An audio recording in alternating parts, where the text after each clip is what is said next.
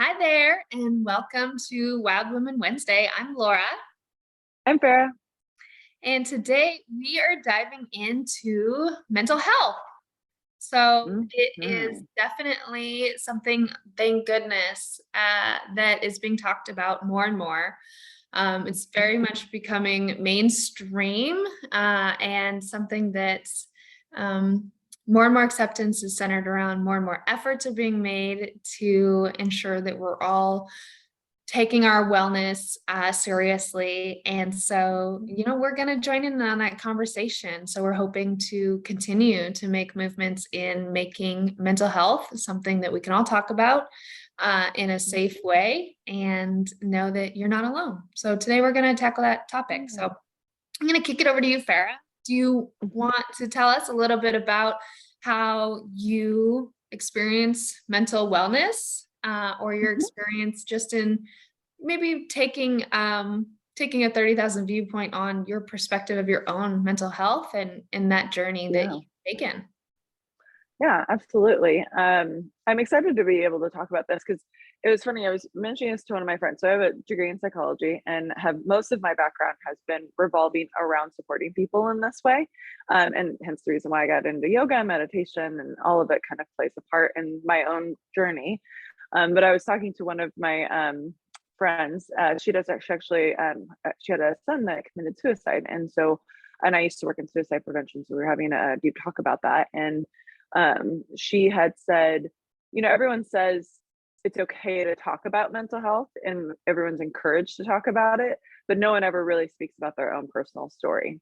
And that really touched me because I was like, you know what? It's true. It's like, oh, let's talk about this. Let's talk about this. But it's really vulnerable. It's really uncomfortable. And it can feel it's kind of like I'm exposing myself to a certain extent, especially with the journey that I've had. I think most of the time when people talk to me and see me and communicate with me, I'm a pretty optimistic person, especially now. I'm in a good headspace. I'm very happy, like hallelujah, You're I'm grateful for annoyingly life. happy, Farah.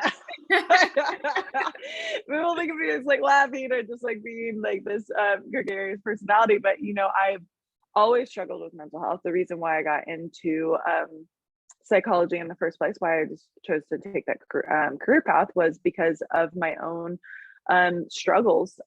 Really young, early on, I remember being really depressed when I was probably middle school, junior high, high school. Always struggled. I had really extreme anxiety. Didn't know what it was at the time.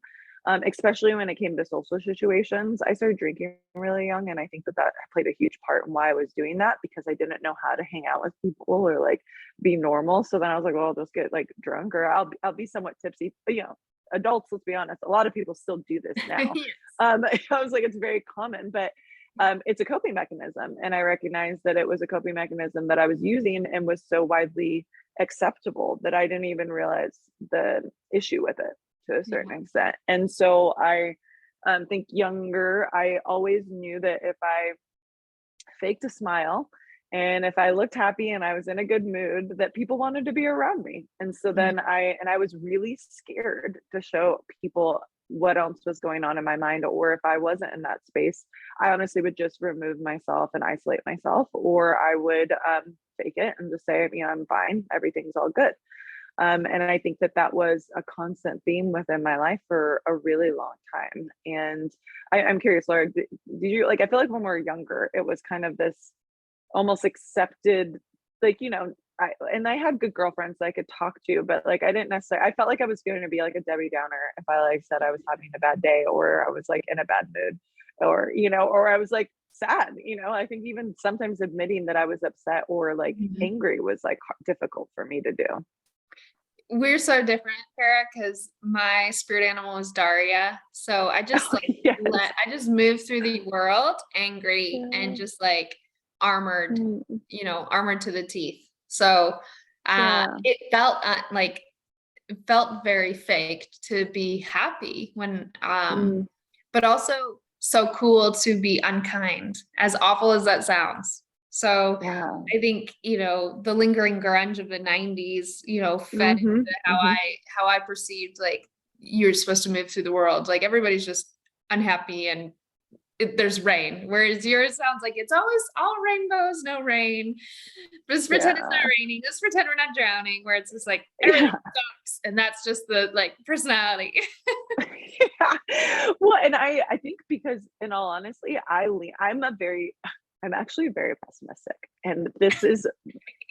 I I am don't believe you. because I swear to you on my life, I'm one of those people I can't this is why yoga and this is why I meditate through yoga. Is because I naturally am inclined.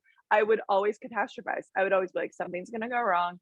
This is like worst case scenario. I was always in this preparation for worst case scenario. Mhm. And I think again, another defense mechanism of childhood to be like, I need to be able to be prepared. I need to know what's going on. And I need to kind of almost be able to gauge it.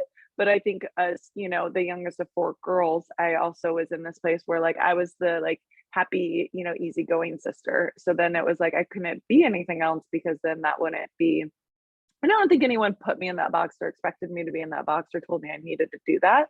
But I think I was more well received when I was, especially in Right. social situations. So then I was like, you learn how to adapt and move in the world. And I'm also empathic and also recognize at a young age that I didn't know that that was what was going on. But I also recognized that when I acted a certain way or spoke a certain way or interacted with people, when they perceived me well and I had a good reaction from them and when it was negative or if they retracted from me. And so then I kind of think I don't even know if I recognize fully how much that was influencing my actions and the way I was moving throughout my life until I got older and recognized what I was doing. And so yeah, so I went through a really terrible breakup in college, went through a major depressive episode. I actually knew what was going on at the time because I was a psych major. So I was literally taking inventories or learning about how to create inventories Yeah. for psych exams and was like, I am hitting high on all of these things and I am having a major depressive episode. And I don't know. And like only my good friends really knew what was going on with me. I would never talk about it with anybody else. I think my family really knew to the extent of what was going on. I was drinking a lot, blacking out regularly. I couldn't eat most of the time because I was so anxious. And so then I wouldn't eat and then I lost like 30 pounds or something crazy like that. I've lost weight recently, but not because of that. And I'm very conscious about that because of that experience. I couldn't sleep. So I was like a borderline insomniac. I wouldn't go to bed until like 3 or 4 every night. And then I would sleep until 8. And then Mhm. I'd get about 4 or 5 hours of sleep. And then I would take a nap later in the day. And that's like kind of how I like survived. Yeah. And so sleep, like physical health, total shit. I was barely working out. I wasn't doing anything. And I would usually drink too much to the point to where by the end of the night I was sobbing. And then I would go into one of my girlfriend's bedrooms and or like one of my roommates, and I would just cry to them. And then I would fall asleep and I'd wake up the next morning and be like, all right, back to the Let's day, do it again. let's do this shit again. Back to the top. Yeah. Well, and I think I've always been slightly over functioning. So then I've always been one of those people that's like, okay, life goes on.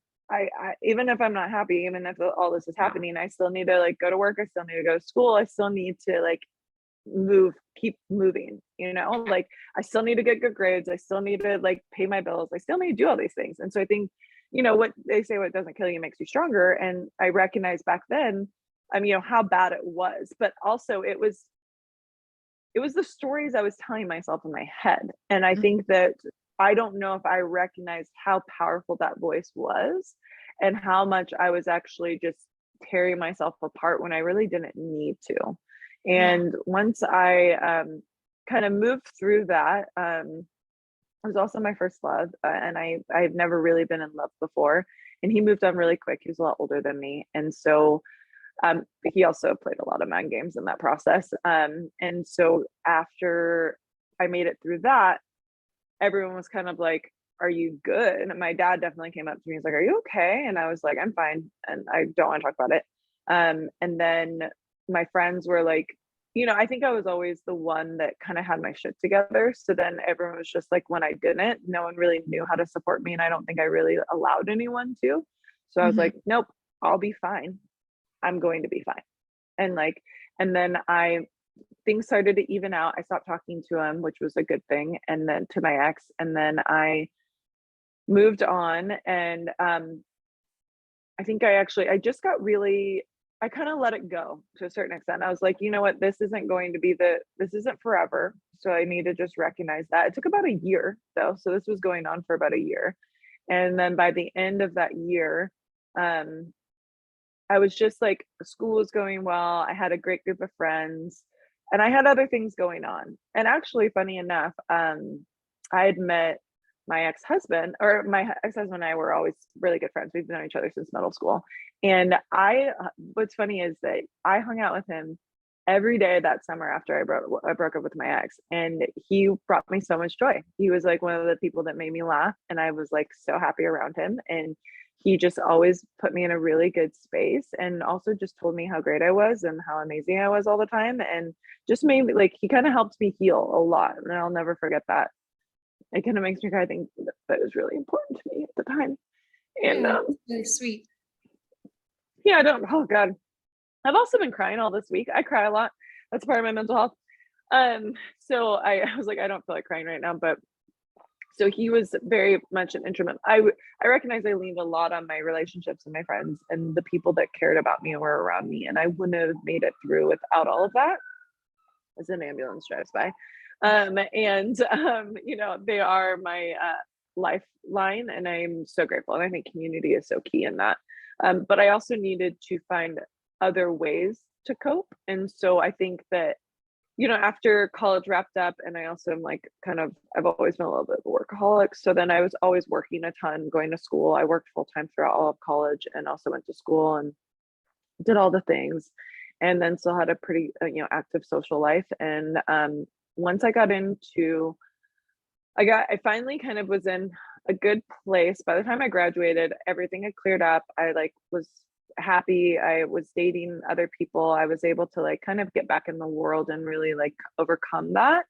And also say no to my ex finally, and like really cut him out, which I think I needed to do. And so once I made it through, he I'd stopped talking to him, and I graduated, and then just my life really started up after that point. And I actually got involved in yoga, not too I like yeah and I actually started doing yoga and meditation a little bit, dabbling in it within um college. And then when I graduated, my first job was working in youth suicide prevention.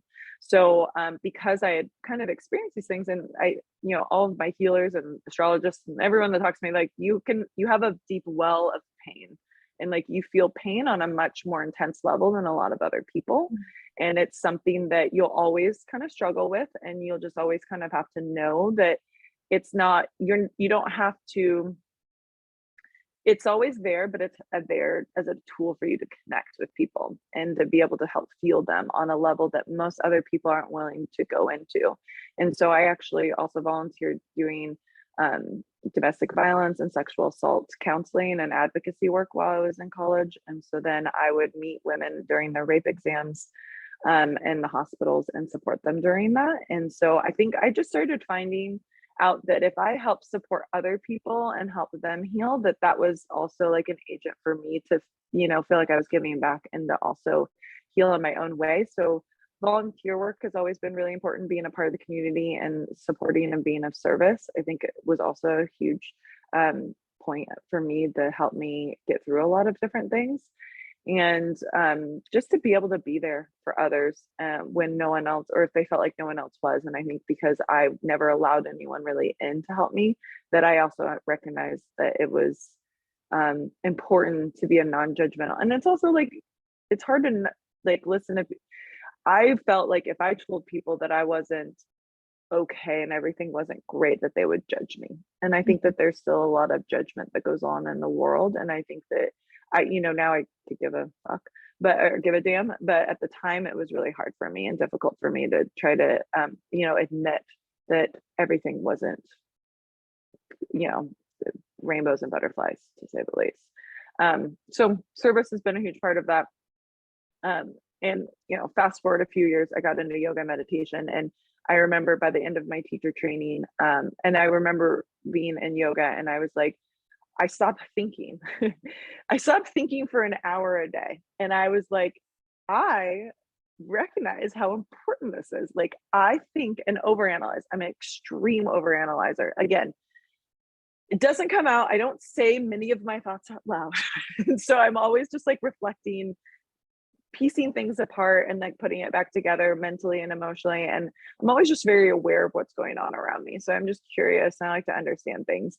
And so within yoga, I was like, I need to not think. And I also assumed the worst. And so then it's like when I recognized the power of presence and the power of me just being in the moment and surrendering and letting go of attachment of how I think things should be or how I thought they should be, and finding that resistance, once that dissolved, that I was able to like truly just accept and be with what was, and to find joy and love and acceptance in that, like my whole life changed. And I was finally like, that applied to myself, that applied to my relationships, that applied to every aspect of my entire world. And I've never, I would probably, I like, other than now, I was probably never happier than I was in that period of my life. And I remember I was in teacher training and they're like, what did you get from this? And I was with an incredible, a teacher who, she's the love seeker. She helps people find their life purpose. She is magical. She's actually magic. If you met her, you would be slightly like weirded out, but in the best way possible, because she is not of this earth. And that's just how I feel about her. And her name's Sylvia Mardini, incredible teacher, yoga teacher, and also just spiritual healer. And she was like, what did you learn from this? And I was like, I'm finally happy. And everyone was like, what? And I was like, I'm actually like happy, like not faking happiness, not putting a smile on because I have to, like, I'm happy, I'm smiling and like joyful because like, this is real. Like, I am just like content with myself. I'm content with my life. I'm happy with my relationships. Like, I'm loving people with like a full and open heart. Like, I'm not afraid to get hurt. Like, I like accept myself. I'm not like ripping myself apart when I don't do something right. Like, I'm moving on, I'm learning, I'm growing. Like, life is so good. Like, life is such a gift if you want to look at it that way. And since then, I've had some downfalls, and I've definitely fallen back into depression a few different times, to be perfectly honest, and have found my way out and still struggle with anxiety. Now I can pick it out though, and I can recognize when it's happening, and I know when I'm kind of dipping, and I know the tools to be able to help bring me back into a positive frame of mind. And also the importance and power of feeling things, and like not trying to skim over the surface of it, but really allowing myself to jump in. Like, I used to always say, like, I remember I was definitely going through a major depressive episode, didn't realize I was going through another one. And I was doing another teacher training, because these things always happen to me at the same time. And I was like, and people show up when you the right people show up when you need them to. And I got invited to do this teacher training, and I was like, yeah, I'm there. And I remember she's like, what's going on? Like, I feel like sometimes you hold back. And I was like, I'm scared to like feel all the things that I feel, because I know I feel a lot. And she was like, well, what happens when you feel? And I was like, I'm going to fall into like a lake of feelings, and I don't know if I can get back out of it. Like, Yeah. I can like only paddle for so long, and like I'm concerned that I'm not going to be able to get back out, or that I'm not going to have a raft that I'm going to be able to have access to and be able to pull myself out of it. And I remember her just being like, I don't even know if I truly understand. And I was like, welcome to my life. And so, Welcome to my abyss. welcome to my abyss. But now I see it as instead of a weakness, I see it as a superpower. Yeah. And so now I now know I can be my own life raft, and that I know what tools I need to pull out to be able to save myself, but to still tap in and dive in when I need to and want to, and also when I need to support others and be able to have access to that as a tool to be able to really lean in a way that other people can't. And I think that that's also why I love to teach and be around, and why I give back in the way that I do. Long story short, there you go. There's my personal mental health journey. You're like, what's my mental health? I was like, it's been a long time coming. So Oh, there I'm at. Yeah, it's great. I do want to capture some tips, tricks, to, hints that you gave along the way, just Mhm. to really pull those out and reiterate them, because you made mention of a few different things that I think are worth noting, especially because you worked on it yourself, right? You didn't you made the decision to, be your own, test and see and follow your intuition, and to, keep that positive momentum.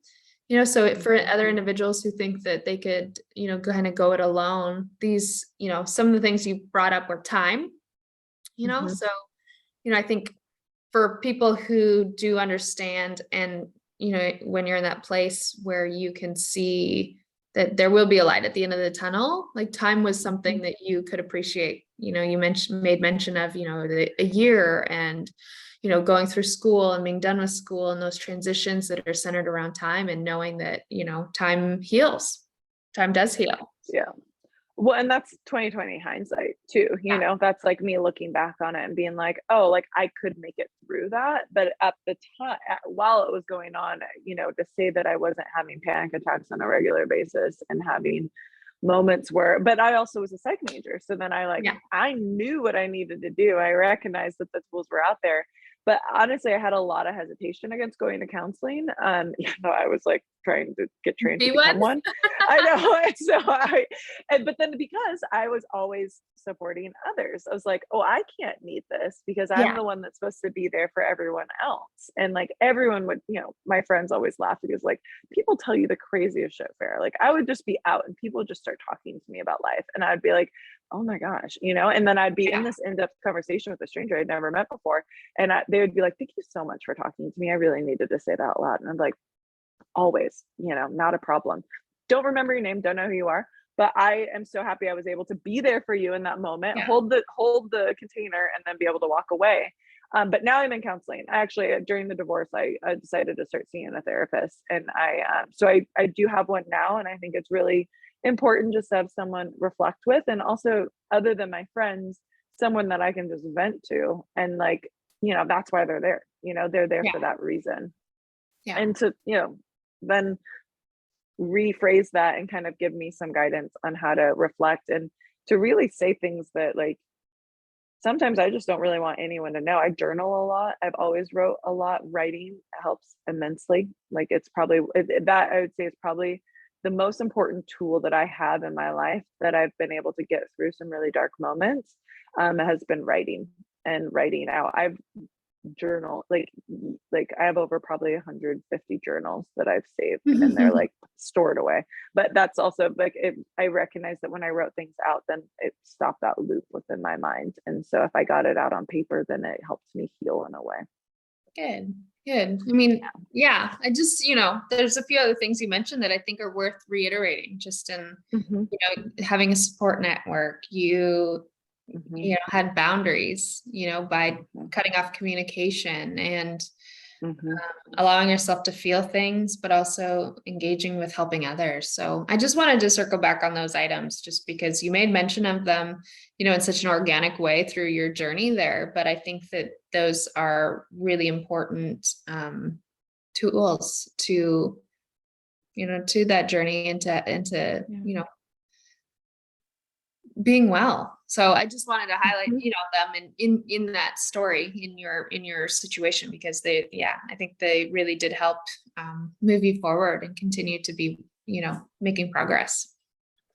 It did. And again, I look back on that and these are things now that I recognize that I couldn't have made it without it, and I'm so grateful that these things were just there and I followed my intuition. I've always been very intuitive, so I've always been one to, that gut feeling. I always I'm like, okay, like that's always been my compass, my internal compass, Mhm. and I recognize those used to pull me in different directions. I didn't want to always understand it, and sometimes I wouldn't fully, but I was so grateful to have, and even now to have such great friends, family members around me, and to really be loved, and I think love is such a tool to heal. And then to be able to share that with others has been something that has been, irreplaceable to say the least. So Laura, what about you? I know you kind of talked about your Daria moments younger, but Mhm. I don't know, how's your journey been? I think different in that I've always felt just um insecure. A good Mhm. challenge of low self-esteem, and when that's your driving force, you make bad decisions. So, Yeah. you continue to make Mhm. decisions that really reinforce and prove your identity. And so if my identity was, stooped in low self-esteem and no self-worth, then, making decisions that really cemented that. And so, Mhm. Mhm. that was kind of driving, yeah, same, driving poor decisions. So, I think the first recognition that something was beyond my ability to help myself was after college. I was really depressed. Went to college and couldn't get a job, and, was always really high achievement oriented, and Mhm. um, got out and had no sense of community. Everyone's gone, everyone went home, Yeah. and you're surrounded by people, right? Like, just Mhm. all working towards the same goals when you're in school, which feels so nice to have that support network. And so, everyone's gone. And then, couldn't get a job at all, applied to over 500, and, ended up working in a restaurant, and just really, that felt so defeatist, instead of understanding at the time that, that's great to have a job and to be Mhm. busy and to try new things. And there's so many great things, but when you're in that moment of like expectation that, you'll have a certain thing, or you're entitled to a certain thing, it can be Yeah. so damaging. So, you know, I continue to engage in behaviors that were not great. So drinking all the time, spending time Yeah. with who sucked. So Yeah. Well, and I yeah. think that alcohol is one of those things that comes up so much as a coping mechanism and a tool for people to use, but it's actually a depressant. So it only reinforces depression even more and then causes anxiety. Like they call it the Sunday scaries for a reason. Like you get anxiety before you go into the week. Sorry, another ambulance, but like it's something that is just so glossed over within our society, but then we don't even recognize how much it might be influencing how we're viewing ourselves and the world around us. Oh, Laura, I think you are you back? Oh, there you go. I think it was frozen for a second. Yes. Okay, good, good, good, good, good. For technical problems. I know we're back and we're back. But yeah, was there a turning point for you where you felt like it was there like a rock bottom, if you will? Yeah. So I ended up in a relationship with somebody who was extremely abusive, and um, not physically, just, psychologically and emotionally, very Mhm. much didn't want me to have anything outside of him, and just very controlling, very detrimental. So, that really was hard, because it really reiterated the just being down and always Yeah. alone. He loved that a Mm. lot. So, you know, I finally got some space away from him. I was promoted and moved to a new city Mm. which, enraged him, but it gave me enough distance to finally to assert some boundaries and Mhm. say, no, I don't want Mhm. this in my life. You clearly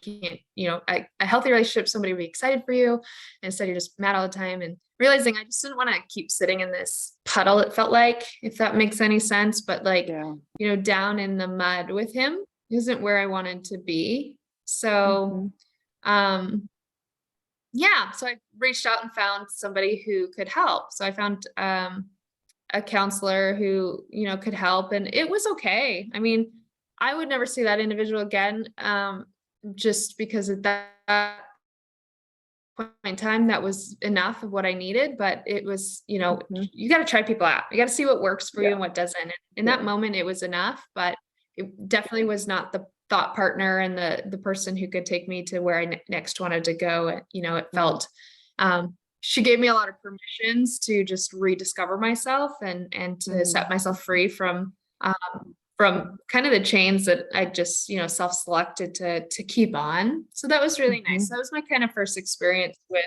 knowing that I'd gone through something and needed some help, external help. But, you know, a few years, we didn't really resolve any. So that let me get, you know, away from the situation. But, you know, I didn't leave with tools that helped me build up that self-esteem, that helped me really anchor authenticity, which is, I know, is a theme for us.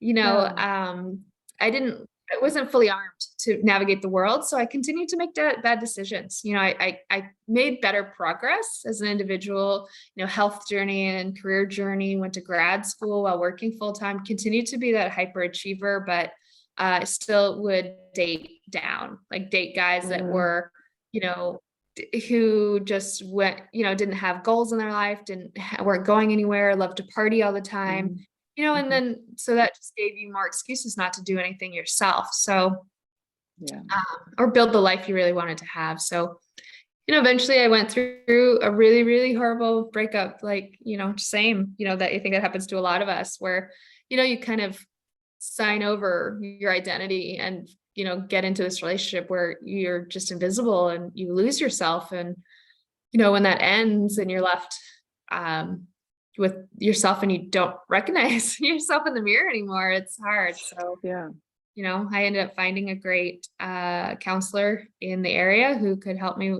get through that. And, you know, just extremely dark days of, you know, if I, you know, didn't get help, it would, you know, what would I have done? You know, I really just felt so, ungrounded and just lost. So, you know, it was really nice to talk to that individual and, you know, gain some better perspective and was adamant about like, hey, I want tools. I don't want this to happen again. I need to use our time together to develop tools so that I can not lose myself in someone else, so that I can recognize straight away that this person doesn't have similar values, or this person is worth my time. I can reestablish a relationship with my intuition.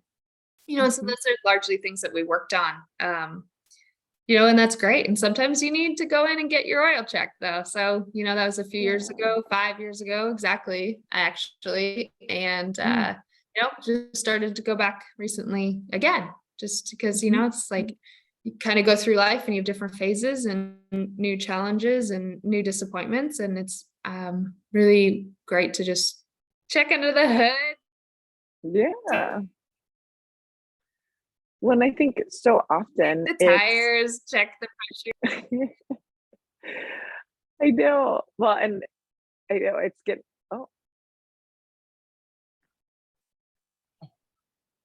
and I'm happy you brought this up, Laura, because I think that there's this idea that we have this, like, we have one challenging time in our life and then it goes away, we learn from it, and then it's like everything's all good from that point forward. Like we don't have any other struggles. And kind of reiterating that a continuous journey. It's like where it's always an ongoing process for us learning about ourselves, growing and evolving. And it sounds like, you know, you had that challenging time, which was actually really, you know, was a catalyst for you to be able to really grow, get out of that relationship and help kind of catapult you to where you are now. But it sounds like recently being able to go back down that road and just kind of learning some more tools to help support you has been something that you've recognized, and it sounds like it's been going well. Yeah, absolutely. You know, what was, you know, a good reminder, I mean, my personal experience right now is that, you know, I thought hitting a certain achievement milestone, I would feel a certain way. And so, and you know, that's just not the case. Like you can't put all your eggs in one basket, so to speak, in that, you know, just, you know, having that car, that house, or that job, or that relationship, like that doesn't mean necessarily that you're going to be happy. And so, you know, diversifying areas and, you know, making sure you make small investments in multiple areas rather than one large investment in one accomplishment, you know, and really, because that can be so defeating when you have that accomplishment and you don't, nothing's changed. Yeah. Hmm. Well, and it's not, you're not it's like it's a fleeting, I think sometimes when people say, "Oh, I'm happy," it's like happiness is fleeting. It's never really static, because life and you are changing constantly. So, but then you attach to, well, if I have this relationship, or if I have this job, or if I get this, or if some people, I once I have children, this will kind of fix all of these things, this void maybe within me. Mhm. But but I think the honest reality is that you have to be okay. You have to love who you are and be able to dive into those things, do the work in order to kind of unravel what might be hindering you from finding true self love and acceptance. And until we're willing to go down that road, there's always going to be, I think, something missing. Yeah. Yeah. Well, I want us to review, if you if you'll indulge me. Um, Yes, always. learned this. I learned about from the University of Maryland. I learned about Mhm. the 8 dimensions of wellness, and so Oh, yes. I want to go over those real briefly and just kind of explore them. Mhm. So the idea is that diversifying, again, your your life, in that you have multiple focuses. And so not Mhm. just, okay, when people think about wellness, they think about, okay, do I work out? Am I Mhm. fit? Have I lost weight? And wellness is about so much more than that. And just like our Yeah. topic today is about mental health, there's so many avenues that go into being well. And so, I was Mhm. reminded about, don't put all of your happiness on one aspect. So that's why this tool Mhm. really speaks to me. So the 8 dimensions of wellness, one of them is spiritual. So, and spiritual can be way more than, a religious practice, right? And so you and I have Mhm. spoken a lot about meditation and self-discovery. So all those qualify in spiritual. So it could be religious practice, self-discovery, meditation. And the next is emotional. So emotional is, what is your self-esteem? Ding, ding, ding. What's your Yeah. self-esteem like? What about stress control? Do Mm. you have somebody, or did you cry all week long? However you want to process your emotions. Do you have an emotional outlet? Yeah. So number 3 is physical. And Mhm. physical isn't just about moving the body, but it is care for the body. So sleep and Mhm. nutrition, those are So both in important. physical. Yeah, right. It's not just like, how does my body want to move? How would I feel better about moving my body? But also, yeah, how do I How are you nourish? nourishing you? Mhm. Yes, yes. So Mhm. 4 is intellectual. So do I have new hobbies? Am I using my brain? So new hobbies, podcasts, reading, travel. So, Mental really, stimulation. yes, exactly, exactly. 5 is environmental, plants. A Mhm. lot of people got into plants during COVID, myself included, but also going out and experiencing natural light, the nature around you. But you can also do how you organize your internal. So, how does the Mm. indoors look for you, your environment in that aspect? Yeah. 6 is financial. That's a hard one. That's so taboo still today. So maybe we'll do a whole episode about financial literacy and talk about that. But do you budget? Have you paid off debts? How do you manage your money? All that is extremely important. Yeah. 7 is occupational, my favorite. So do you have passion in your work? Do you have a place to do positive work? And then lastly, social. So do you have good friends? Do you have family support and positive people in your life? So all of those take energy, take intention, Mhm. but really contribute to your overall wellness. And so by diversifying your interests and your intentions in all these areas, you can really, you're not then just disappointed in riding the peaks and valleys on just one, just like Mhm. that romantic relationship, or just, did I get a personal record in that marathon last weekend, or is my job, everyone makes, Yeah. such identity associated with your job. But, if I lost the 100%. job tomorrow, do I have these 7 other areas that I'm still going to feel Mhm. stimulated by? So, just kind of curious, Farrah, did any of those really resonate for you? Yeah, I've seen different variations of this, these 8 dimensions before, working in the wellness world, and I think having that well-rounded approach, like you said, it kind of diversifies the opportunities for us to find fulfillment in different ways and purpose, and to fill up our own cup. Depending on what's going on, I think those are gonna all fluctuate quite a bit. And I would say that there's been different points for me where all of them, some have been a lack and some have been in excess, while others have been in excess. And I can't say that is it always perfect? No. And I like it, are all of them always fulfilled? No. But I think that, and I would say areas where I'm feeling in particular right now, I guess, that has been on a high, if you will. I think emotionally, I'm able to feel my emotions in a very receptive way right now and without judgment, and I'm able to ride the wave.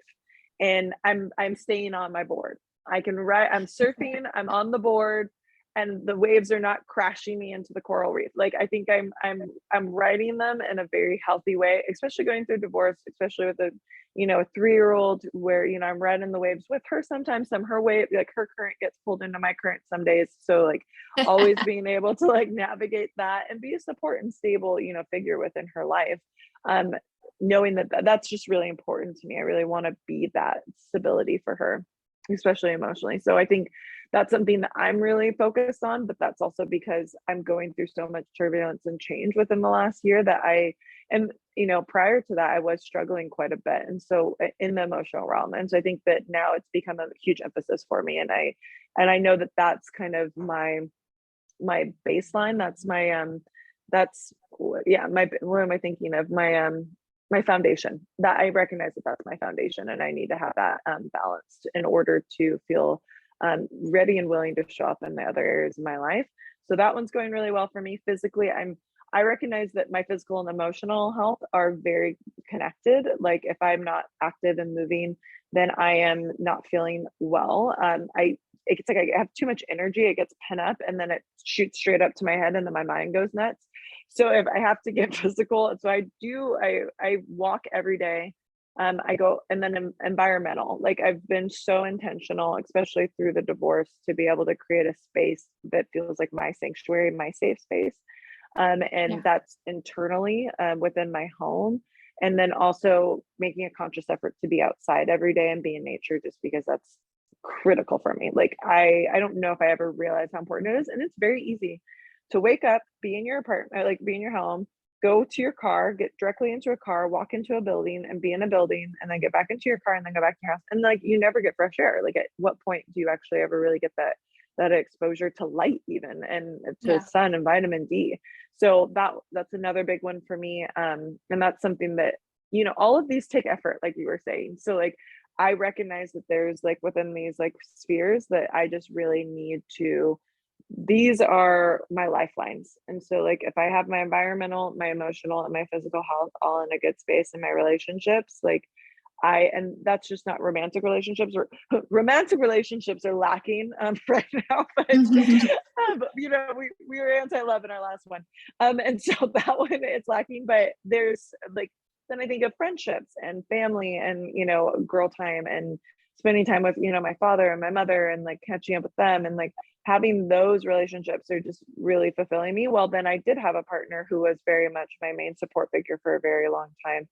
So not having that, but then leaning into different areas, I think has been, and then professionally, I've been very fortunate to find a job and a career path that I really enjoy. And I would say the only thing that I felt like I was missing within that was feeling like I was using my spiritual like knowledge and practices and sharing those with people. And so then recently, within the last couple of months, I've been teaching yoga again, which has been so incredible. And it was that was that final piece I feel like my professional life was missing. And so then to be able to have those tacked in together is like, just really fills up my cup on a day-to-day basis. And I just am so content. And then I also find community within that. And then I'm also finding physical health. So then it's like kind of supporting those other areas within my life.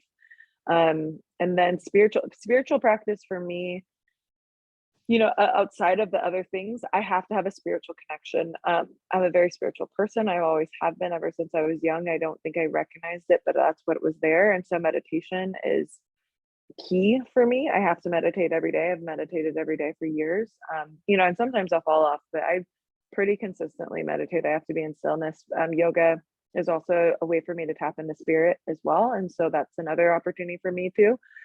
Dance, I find a spiritual practice in everything that I do. And if I'm moving through life in the way that I'm intended to do, everything is a spiritual practice. If that's my interactions, that's, staring at a flower when I'm walking down the street, it's breathing, it's presence, it's all of it. So, finding presence and being in the moment is kind of a spiritual practice all on its own for me. And one that has saved me, honestly, in every way. And that is kind of that linchpin that keeps that's interwoven throughout all of it.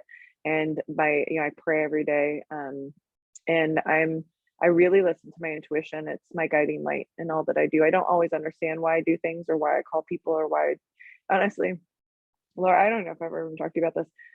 I wake up each morning, I'm like, God, that's like my affirmation this week is, God, how good can today get? And it's been so much fun to see what Love it. happens. But I pray every morning and I say, God, what guidance do you have for me? And how can I be a tool for your love? And so I really do try to move in my life from that space. And then that way I'm also of service, even if I'm not physically, volunteering in a way that's very like organized and dedicated. It's like, how can I be of service to God's plan and why I'm on this earth and my purpose, and how can I show up for others? And sometimes I understand it, sometimes I don't, or I'll just walk into a room and say something I don't even know why I'm saying it, or something along those lines, and someone's like, I needed to hear that, and I'm so grateful. And I'm like, you're welcome. And now I understand why I did that. And so yeah. Anyways, I'm talking about all of them, but I think that you bringing this up and sharing this with people is so important, because I think that we tend to hyper focus in just like certain areas, and then the others are lacking, and then we wonder why we don't feel fulfilled, or we don't feel like content, or we feel like something's missing, there's a void. And it's like, well, it's because you're not touching on all of these areas, and all Right. of these play a part in your wellness and your well-being, and how we're showing up. So what about you, Laura? Or did any of those stand out to you? Do you think there's any kind of synchronicities within your life and what you've been experiencing as well? Yeah, well, I think I do love how kind of interwoven they can end up being. So like, if you're, focusing on your social, well, maybe that social ends up being something that's outside every day. So then you get to check the Mm. environmental box, and, there's just so many, how about like, if you decide to meditate with friends in a park, you got 3 boxes checked, Yes. so Mhm. that, again, like the diversifying your efforts so that you have something in each of them, as well as like how fluid they are, right? So if spiritual Mhm. can just be self-discovery or meditation or admiring a flower, then it's more inclusive, and it's not just, okay, go into a building, pray to this deity, and that's it. So that's Mhm. really what I love to highlight for people, is just like, it's so fluid and open how you Mhm. want to invest in these different areas. So, for me, the 2 areas of struggle right now are occupational and social. So, Mhm. I've left a job where I worked with 400 people every single day, to have my own business. So, giving up the identity of who I was in that business, as well as Mm. now I'm Mhm. alone. I'm making Yeah. calls and talking to people and meeting over Zoom, but very little compared to being surrounded again by 400 people kind of coming in and out every single day of the workplace I'm in, to being in my home. So those 2 areas have just really thrown me for a loop. And so it's nice then to lean back and look at my others. So, I've developed a very uh, regular workout routine and joined a gym, because I again wanted that social aspect but wanted to move my body. And so that was like a Yeah. good way to then get a little bit of social aspect, and but to have that physical every single, day, and have that habit, Mhm. that ritual of being physical, and then, that practice of being spiritual, even I think us doing this podcast should qualify there, because we're talking about self-discovery, and we're, really, being thoughtful and intentional. So, the areas, they're there, right? So two are really lacking right now, but then 6 others are having to show up, stronger Mhm. and better. And so, but to say that, I think they can all domino significantly if you haven't really spent time with them. So, I think, the next domino that could easily fall is financial, right? Like starting my own business and being, too fearful, instead of an abundant mindset, that could be seriously a detriment. And then, then I'm sacrificing, my time outside and my intellectual pursuits to work on the bit, so they could just all domino if you don't really set your intentions and Yeah. aware of, what you're doing and why, having a little bit of investment in each of these areas really, I think, builds your foundation and keeps you strong. It's true. It's so true. Well, and I love that you brought that up because I think some often, it's easy for us to focus in the areas that are lacking, that it's almost like we forget about the other areas that are thriving. And you're like, these are areas where I'm creating more routine and more consistency, and those areas might actually support me in these areas long term, but I'm building up this. Like, do you feel like you have one as kind of that has always been consistent for you, or the one that has kind of been your go-to to be able to feel almost grounded in a way? I think definitely intellectual, just because I'm Mhm. an academic in general, but always love to learn. So, it's always going to be traveling, which, we've talked about on other episodes, but also, learning. So podcasts or books, reading, learning new, social theories, new psychological hacks. So, that's something that really can reignite the fire, and passionate for me. What about you? Do you have one that is like your steadfast? Yeah, I know you brought that up, and I was like, um, I am a, I would, I'm trying to think, spiritual. I think spiritual. I have to, when I'm not in a spiritual place, when I'm not spiritually aligned, color drains from my life. I know that sounds extreme, but it's true. It does, it drains, and I don't. That is that kind of guiding light for me. And so if I don't have that, I feel like I'm not on my path. And I know Mhm. that that's a huge piece of it. But even just thinking, I was like, intellectually, I'm always stimulated because of my work. And so like, but then it's like, how do I like, I'm always keeping up on like, because I'm in real estate. So I'm always on market trends. I'm always learning about what's going on. I'm always trying to analyze. I'm very analytical. So it's like, I always want to analyze and understand what's going on around me. But then also continuing just my own spiritual education too, and like having these conversations is great, but it's like, am I still doing my studies? Like I was in the life coaching program and I was like reading every day and like doing all the stuff, and work picked up, so then I was like, well, I'm just gonna have to focus on work right now. And I'm also teaching more classes, I'm giving, but then Mhm. recognizing the importance of taking time to also continue to grow within myself and continuing to be that student.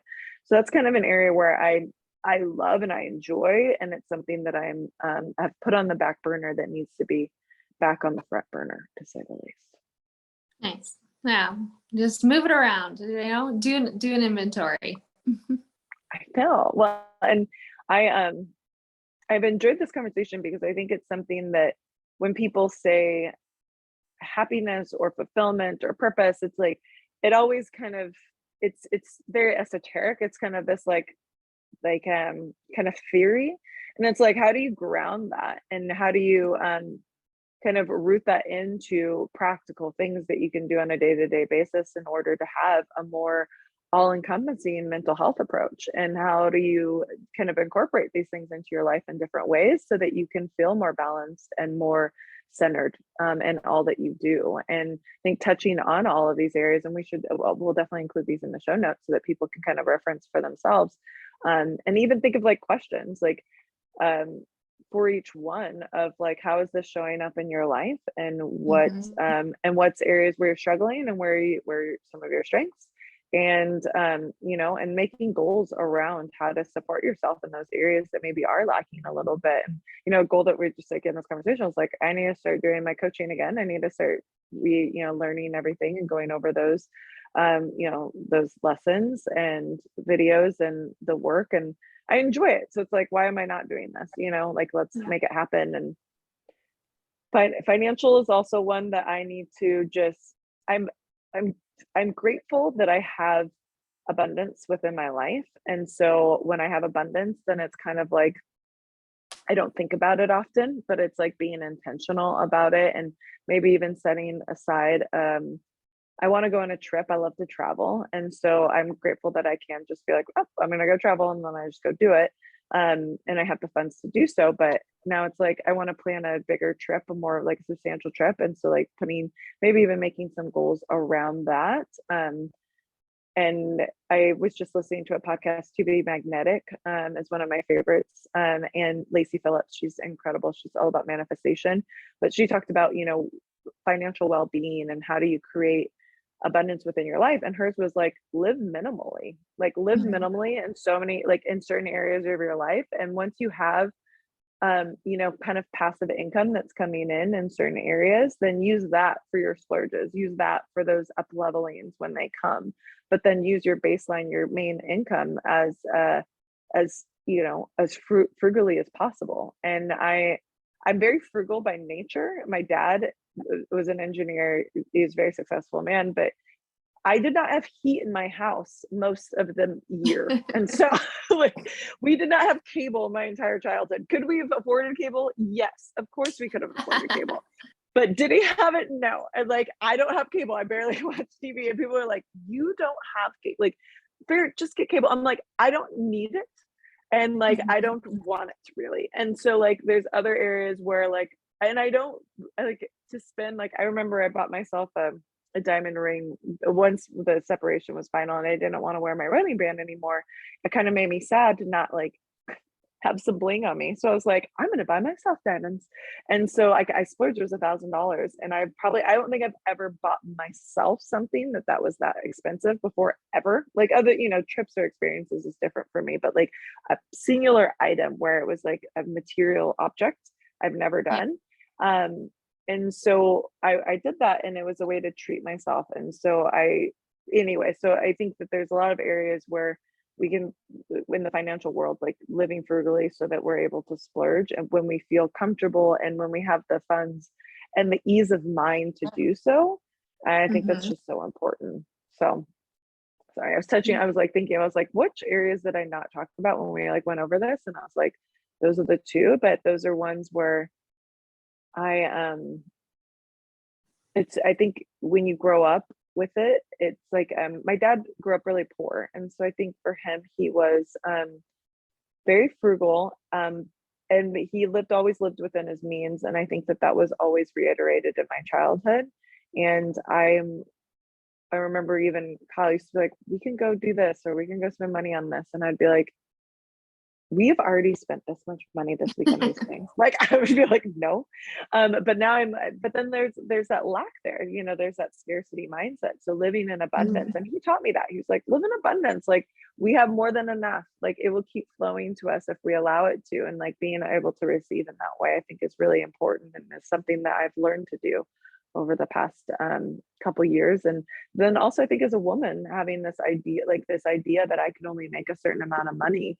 And once I broke through those barriers and was able to exceed that, I was so proud of myself. I was so grateful, but recognized that it was something that I didn't think was possible. And I once I removed that kind of ceiling above me, I think then I reckon, like, it was almost like a power, like it was like I like found that power within myself, that I didn't need a man to support me. I didn't need him to be the one that was financially secure. Like, I could do it all on my own. And that was new for me. What about you, Laura? You've always been very independent though. And we met actually as you like kind of, establishing your second home and like being able to like stand on your own 2 feet. And I feel like you've always done that. And I know you have impeccable credit. And so something also that I know is something that is a part of you. So like for you, how do you incorporate that? And like, is that something that you consciously like think about, or has that just always been a kind of a constant within your life? I think when we talked about this in another episode, but um, I had to hide away money from a significant other for a long time. And so that really helped, for better or worse. I mean, the situation wasn't great to have not be able to, be transparent and honest about that. But at the same time, like, then I couldn't, I had to pretend I didn't have this money. So, that was a great thing, just to live, like you said earlier, minimally. But then, set money aside and to be really risk adverse in that aspect. But also recognizing, that indulgences are a way of self-care sometimes as well. So, I don't know. I've just, I definitely get that trait from both my parents. One's a dreamer and one's a realist, and, got a great relationship around money. But, I have to be really cognizant about it now, because I know I'm making some decisions that are driven out of scarcity mindset that aren't serving then the values and the direction I want to be going as a business owner. So I definitely can see those taking those fears, taking the wheel, so to speak. So, really making sure you keep each of these, areas in check. That's really important. So, and then recognizing that behaviors or opportunities that could really be unhealthy, because I think there's a lot, advertising and organizations that are going to make a ton of money if you are reckless with your spending, and if if you're driven by shame, and competition and materialism. So, that kind of stuff hasn't really ever bothered me or gotten to me. So that luckily that's never really been all that important. So,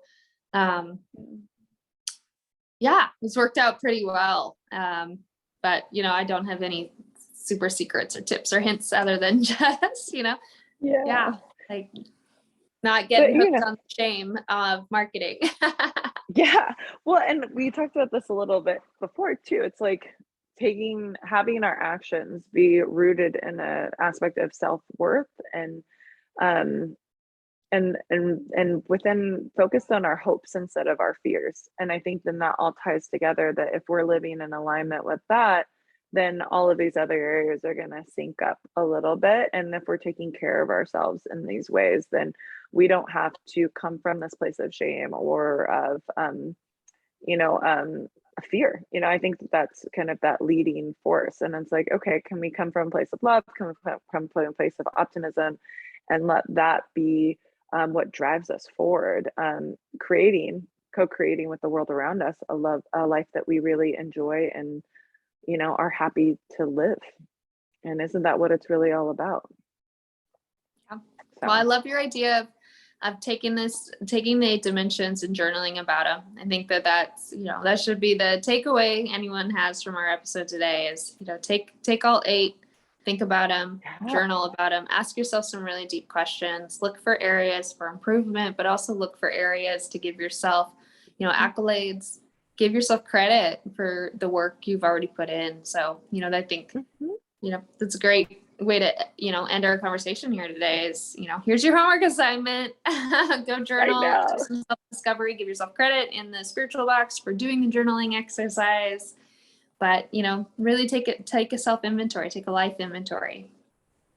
What are areas where you feel like you're thriving, and what are areas where they need some improvement, and to not judge ourselves. I think that that's the hardest thing. It's like, can we allow ourselves to see it, be honest about it, and talk about it, and then be able to use it as a learning opportunity, and like, it's just a moment of growth. How can we be more well-rounded? We're all working on it. We haven't figured it all out. This is definitely, I was gonna say, I got some lack in some areas right now, and I definitely need to touch on those. But this is an opportunity for me to be honest with myself about those things, and to take that in and be able to adjust. So, all right, Laura, what is your song this week? As we always like to wrap up, what's your love song this week? I'm going Eternal in 1,000 Years by Christina Perry. And it is all about loving someone and knowing you've loved them for 1,000 years. And so that's what I would like to give back to myself, of this eternal, 1,000 year long love. And I've known I've loved you. And that great reminder that I've loved you for 1,000 years. I love that. I don't know if I've heard that song, and now I want to go listen to it. Well, it's on our Um, playlist. it's on the playlist. Okay. It's on the You know, playlist. originally I was going to have a different song, and then while in preparation for this song it came on, and I was like, I love this. I was like, this is going to be my new song. It is called Happiness by Malene or Chris Malinchak. I don't know. Honestly, I don't know any of his other music. It came on and it was all about just being happy with who I am as a person, and someone just like worshiping me in a way. And this like very like, I love all of you and everything about you. And it's just this constant reminder to um show like love myself in all of my phases, and to know that while that I've had my downfalls and I've had my great moments, and in all of those was something of beauty, and that I deserve and welcome love in every phase of life. So it was one of those ones I was like, all right, this is my song. I might listen to it after we Yes. wrap up. Perfect. Love that. Great pick. Thank you. No, Yeah. well, thank you, as always, for joining us on Wild Women Wednesdays. We welcome your feedback and your thoughts on this. So if you want to share anything that you've like learned, or some things that little golden nuggets that you've taken away from this, we would love to hear what those are. And if you have any topics that you would love for us to discuss, feel free to reach out. I'm interested. I didn't even think about asking for this before, but it would be kind of cool to see what people would like to learn more about and hear us discuss. So we will hopefully see you soon. But in the meantime, you can check in with us on Instagram.